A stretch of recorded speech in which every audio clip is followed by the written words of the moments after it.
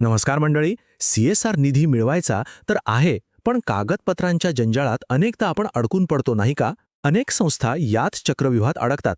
पण काळजी नसावी. आज आपण ही संपूर्ण प्रक्रिया अगदी सोपी करून समजून घेणार आहोत. पाहूया की CSR निधी मिळवण्यासाठी नक्की कोणती कागदपत्र सर्वात महत्त्वाची ठरतात. हो, मला माहितीये. CSR निधी मिळवण्याची प्रक्रिया म्हणजे कागदपत्रांचा डोंगरच वाटतो, नाही का? खूप किचकट आणि गोंधळात टाकणारी. खरं तर अनेक चांगल्या संस्था फक्त योग्य कागदपत्र वेळेवर सादर करू न शकल्यामुळे मागे पडतात. पण आता चिंता सोडा. आज आपण या प्रक्रियेला टप्प्याटप्प्याने समजून घेऊया, जेणेकरून हा मार्ग अगदी सोपा वाटेल. बरं, ही प्रक्रिया सोपी करण्यासाठी आपण तिला 5 भागांमध्ये विभागलं आहे. म्हणजे आपल्याला एक स्पष्ट रोडमॅप मिळेल. सगळ्यात आधी संस्थेचा पाया, म्हणजे तिची ओळख, मग संस्थेची आर्थिक कहाणी, त्यानंतर शासकीय नोंदण्या, ज्या खरं तर निधी मिळवण्याच्या चाव्या आहेत. चौथं, आपल्या कामाचा प्रभाव कसा दाखवायचा, आणि शेवटी त्या 4 सर्वात महत्त्वाच्या कागदपत्रांवर आपण लक्ष केंद्रित करणार आहोत. चला तर मग सुरू करूया. चला, तर मग सुरुवात करूया अगदी पहिल्या आणि सर्वात महत्त्वाच्या पायरीपासून. संस्थेची मूलभूत ओळख.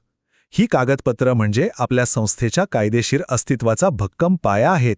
या पायाशिवाय आपण पुढची इमारत बांधूच शकत नाही.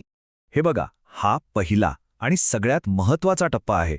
जरा विचार करा, कोणतीही कंपनी पैसे गुंतवण्याआधी हेच तर तपासणार ना की ज्या संस्थेला आपण निधी देतोय ती कायदेशीररित्या अस्तित्वात आहे की नाही, ती एक विश्वासार्ह संस्था आहे का.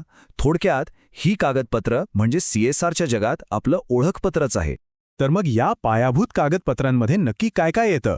पहिलं म्हणजे आपलं नोंदणी प्रमाणपत्र. मग ते ट्रस्ट ॲक्ट खाली असो, सोसायटी ॲक्ट किंवा सेक्शन 8 अंतर्गत. त्यासोबतच संस्थेचं पॅन कार्ड आणि टॅन कार्ड. आणि हो, घटनापत्र म्हणजेच MOA, जे आपल्या संस्थेचे उद्देश स्पष्ट करतं, आणि AOA, जे संस्थेचे नियम ठरवतं. ओके, तर आपली ओळख पटली. आता पुढचा टप्पा येतो तो म्हणजे आपल्या संस्थेची आर्थिक कहाणी सांगण्याचा. ही कागदपत्र सांगतात की आपली संस्था आर्थिकदृष्ट्या किती स्थिर आणि पारदर्शक आहे. आणि हे 2 मुद्दे कोणत्याही निधी देणाऱ्या कंपनीसाठी खूप महत्त्वाचे असतात. आणि इथेच तर खरी गोष्ट आहे. कंपन्यांना हे बघायचं असतं की आपण एक चांगले व्यवस्थापक आहोत का, दिलेला निधी जबाबदारीनं हाताळला जाईल का. आपले आर्थिक अहवाल म्हणजे आपल्या आर्थिक शिस्तीचं आणि मॅच्युरिटीचं एक प्रकारे प्रमाणपत्रच आहे. कंपन्यांना आपल्या कामात सातत्य बघायचं असतं. फक्त एका वर्षाचा रेकॉर्ड पुरेसा नसतो. म्हणूनच मागील 3 वर्षांची आर्थिक माहिती खूप निर्णायक ठरते. यातून हे सिद्ध होतं की आपली संस्था केवळ आज नाही तर भविष्यातही टिकणारी आहे. आणि यामुळे आपली विश्वासार्हता प्रचंड वाढते. तर या आर्थिक तपशिलांमध्ये काय काय हवं लक्षात घ्या. मागील 3 वर्षांचे ऑडिट रिपोर्ट्स, 3 वर्षांचे आपले कार्य अहवाल, 3 वर्षांचे इन्कम टॅक्स रिटर्न्स आणि आपल्या बँक खात्याचे मागील 3 वर्षांचे स्टेटमेंट. या सगळ्यांतून आपल्या आर्थिक आरोग्याचं एक स्पष्ट चित्र उभं राहतं. आता आपण पुढच्या अत्यंत महत्त्वाच्या टप्प्याकडे वळूया, शासकीय नोंदण्या. असं समजा की या नोंदण्या म्हणजे CSR निधीच्या खजिन्याच्या चाव्या आहेत. या चाव्या नसतील तर आपण कितीही चांगलं काम करत असलो तरी तो दरवाजा उघडणार नाही. एक गोष्ट लक्षात घ्या, या नोंदण्या म्हणजे फक्त काहीतरी फॉर्मॅलिटी नाहीये. निधी देणाऱ्या कंपनीसाठी हा एक पुरावा असतो की आपली संस्था सर्व सरकारी नियमांचं पालन करते. त्यांच्यासाठी ही एक प्रकारची गॅरंटी असते की ते एका कायदेशीर आणि विश्वासार्ह संस्थेत गुंतवणूक करत आहेत. यातल्या सगळ्यात महत्त्वाच्या नोंदण्या कोणत्या? तर नीती आयोगाची NGO दर्पण नोंदणी, आयकर विभागाची 12A आणि 80G नोंदणी, ज्यामुळे आपल्याला आणि आपल्या देणगीदारांना कर सवलत मिळते.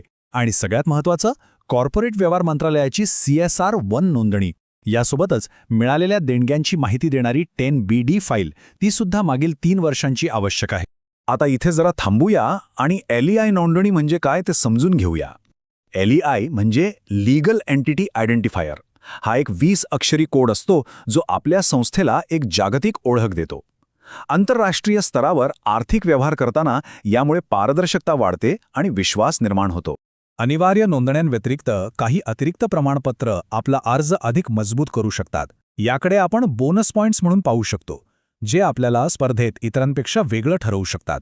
यात LEI नोंदणी, उत्तम व्यवस्थापनासाठी ISO 9001:2015 सर्टिफिकेशन आणि MDA नोंदणी यांचा समावेश होतो. चला, तर सर्व कायदेशीर आणि आर्थिक बाबी पूर्ण झाल्या आहेत. आता वेळ आली आहे आपल्या कामाचं हृदय दाखवण्याची. आपण जे प्रत्यक्ष काम करतो, जे बदल घडवतो, ते कंपन्यांना कसं दाखवायचं हा आपल्या कामाच्या प्रभावाचा पुरावा सादर करण्याचा क्षण आहे.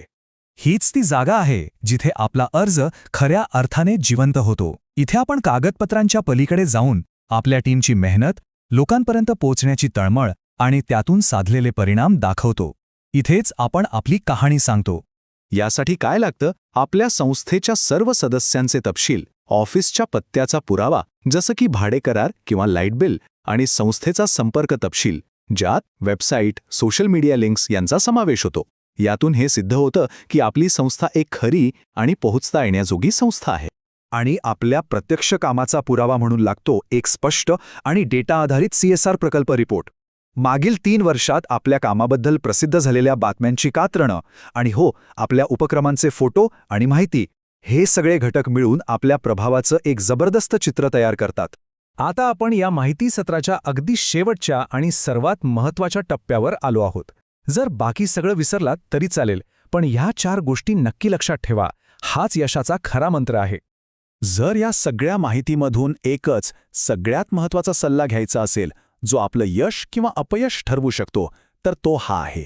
आणि तो सल्ला म्हणजे CSR फंड मिळवण्यासाठी CSR 1, 12A, ATG आणि NGO दर्पण ही 4 प्रमाणपत्र आपल्याकडे असायलाच हवीत. हे आपल्या अर्जाचे 4 मुख्य स्तंभ आहेत. यांच्याशिवाय संपूर्ण इमारत कोसळू शकते. तर आता पुढची पावलं कोणती? अगदी सोपं आहे. पहिलं, ही 4 प्रमाणपत्र प्राधान्याने मिळवा आणि दुसरं, एक प्रोफेशनल आणि डेटा आधारित प्रकल्प रिपोर्ट तयार करा, जो आपल्या कामाची खरी किंमत आणि प्रभाव दाखवेल. आणि शेवटी एक विचार, या कागदपत्रांकडे फक्त एक अडथळा म्हणून पाहू नका. ती आपल्या संस्थेची प्रेरणादायी कहाणी सांगण्याचं एक शक्तिशाली माध्यम आहेत. तर प्रश्न हा आहे की आपली कागदपत्र ती कहाणी सांगण्यासाठी आणि जग बदलण्यासाठी तयार आहेत का?